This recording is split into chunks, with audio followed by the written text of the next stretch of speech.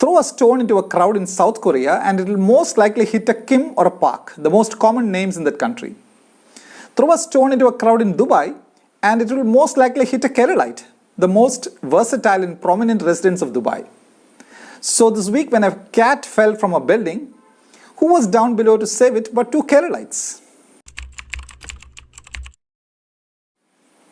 Here's what happened. A pregnant cat dangling from the second floor of a building about to fall, and two Keralites, a Pakistani and a Moroccan, forming a quick rescue team down below holding out a bed sheet.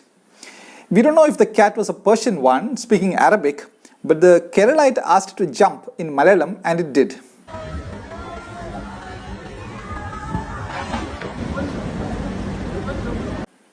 To cut the story short, the video went viral and the ruler of Dubai, Sheikh Mohammed bin Rashid Al Maktoum, gave a gift of 5,000 dirhams or 1 million Indian rupees each to the two Keralites, Nazir Mohammed and Abdul Rashid, and the Pakistani and the Moroccan, for the kindness they showed to the cat and their resourceful and quick thinking. But why were those two Keralites there in the first place on that street in Deira, Dubai this week when the cat fell? Well, that's a huge question which could be reframed this way. Why are some 2 million Keralites in the Middle East, and another some 2 million in the rest of the world, and some 6 million Keralites in other states of India, who together add up to nearly a third of the 35 million left in Kerala? There are at least 5 reasons. 1. A bleak jobs scenario back home. Deep-rooted trade unionism, an immovable bureaucratic machinery, and a conspiracy theory about anything private makes it very difficult to create private sector jobs in Kerala. So the youth in Kerala have 2 options. 1. Spend years writing public service commission examinations to get government jobs, or migrate. The Kerala High Court asked youth in Kerala this week to shed their obsession for government jobs. A division bench of the High Court observed orally, about 75% of the state government's revenue is spent on salary and other benefits. And whatever little private investment Kerala has got to survive under the constant threat of the inspection Raj. A recent cartoon showed some officials in a government department discussing among themselves, "It's so boring sitting here doing nothing, let's go and raid the Kitex factory."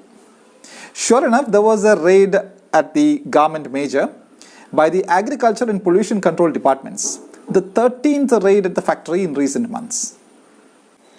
2. Miserable higher education. Kerala has been a literacy leader and a front runner in primary education.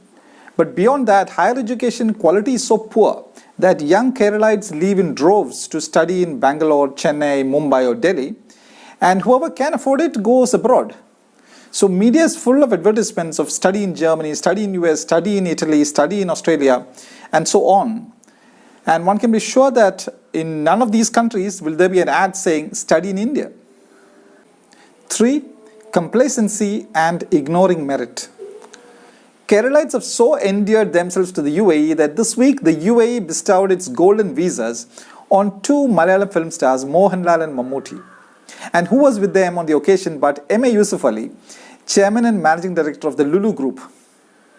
Now, Lulu Group is an $8 billion conglomerate which has operations across different continents and has sourcing and logistics spread across 22 countries, from New Jersey, USA to Yiwu, China.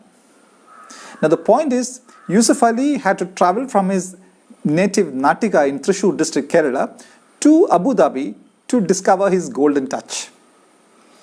I asked Dr. T.C. Satish, a Dubai-based specialist dermatologist, as to why Keralites ticked well outside of the state.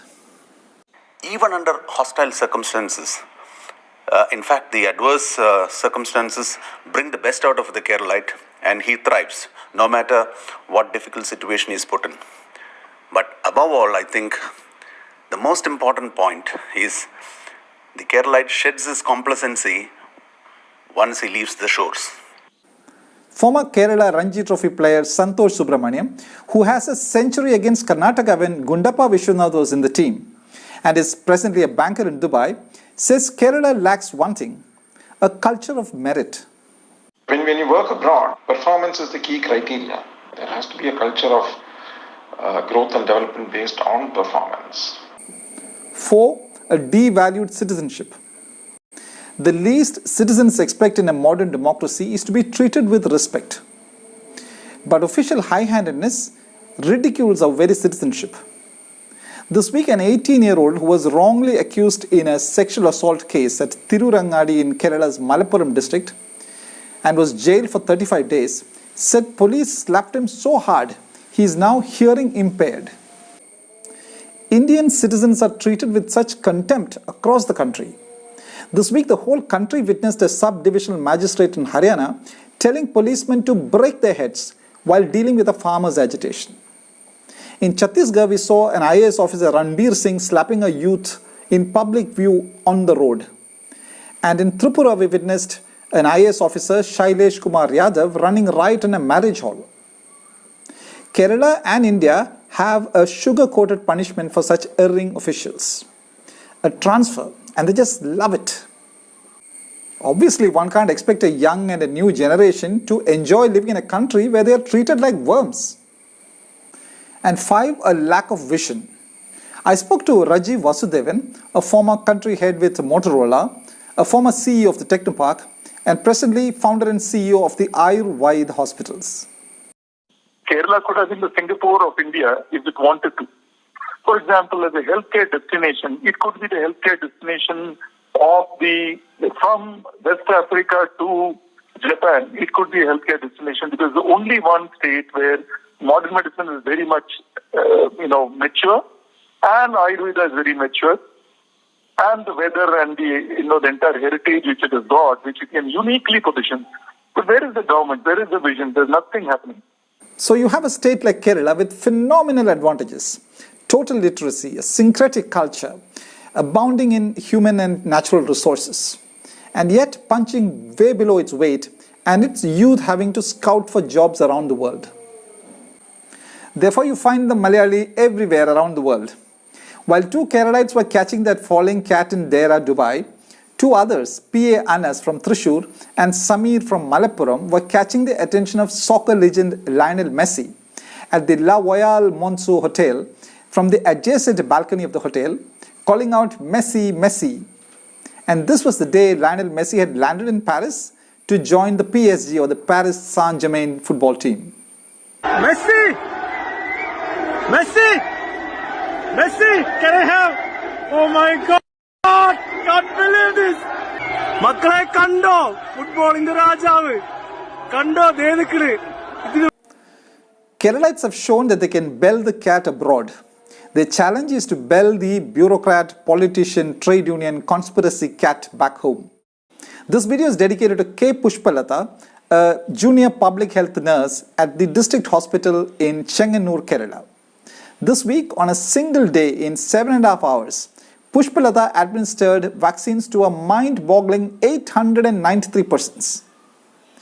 Pushpalata is symbolic of the world-class skill sets that Keralites possess.